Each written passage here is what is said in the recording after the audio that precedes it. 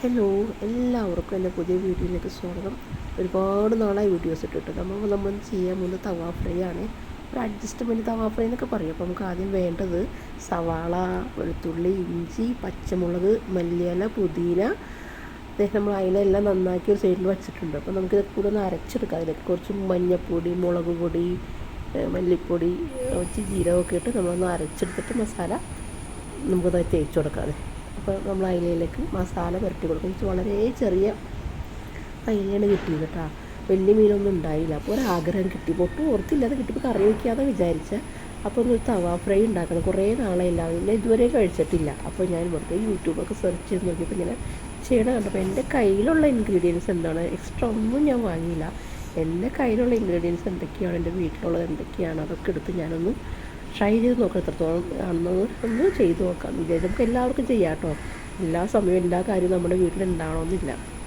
അപ്പോൾ നമുക്ക് ചെറിയ രീതിയിലൊക്കെ ഒന്ന് ചെയ്ത് നോക്കാം എങ്ങനെയെന്നുള്ളത്. അപ്പോൾ ഞാൻ കുറേയൊക്കെ ആ മസാലകളെല്ലാം മിക്സിയിലിട്ട് അരച്ച് മീനിലൊക്കെ നല്ലോണം അതിൻ്റെ വരഞ്ഞ സ്ഥലത്തും അവിടെ എല്ലാ കീറിയ സ്ഥലത്തൊക്കെ നല്ലോണം മസാല തേച്ച് പിടിപ്പിച്ച് വൃത്തിയായിട്ട് തേച്ച് പിടിക്കുക. നല്ലോണം കുറച്ച് അധികം നേരം ഇരിക്കണം കേട്ടോ, എന്നാലും അതൊരു ടേസ്റ്റ് ആവുള്ളൂ. ശരിക്കും ആ മസാല മീനുമ്പോൾ ശരിക്കും പിടിക്കണം. ഒരു മണിക്കൂർ മുമ്പ് തേച്ച് മാഗ്നേറ്റ് ചെയ്ത് വയ്ക്കുകയാണെങ്കിൽ നല്ല ടേസ്റ്റായിരിക്കും. ആദ്യമായിട്ട് ചെയ്യുന്നതിൻ്റെ കുറവുകൾ ഒരുപാടുണ്ട് കേട്ടോ, എല്ലാവരും ക്ഷമിക്കണം. ആദ്യമായിട്ടാണ് ഞാൻ ഈ ഒരു തവ ഫ്രൈ ചെയ്യുന്നത്.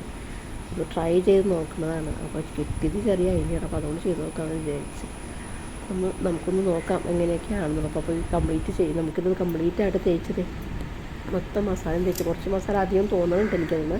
എന്നാലും ആദ്യമായതിൻ്റെയാണ് ഞാൻ തേച്ച് വെച്ചിട്ടുണ്ട്. നമുക്കത് തവ ഗ്യാസിൽ വെച്ചിട്ട് ചൂടായി വെളിച്ചെണ്ണ ഒഴിക്കുകയാണ്. വെളിച്ചെണ്ണ ഒഴിച്ച് നമുക്കതിലേക്ക് എല്ലാം വേഗം ഞാൻ ആദ്യം വേപ്പില വെച്ചിട്ട് ഇതിന് വേണ്ടിയിട്ട് വേപ്പില വെച്ചു. വേപ്പിലയുടെ മുകളിലേക്കാണ് നമ്മൾ മീനൊക്കെ പറിച്ച് വയ്ക്കണം.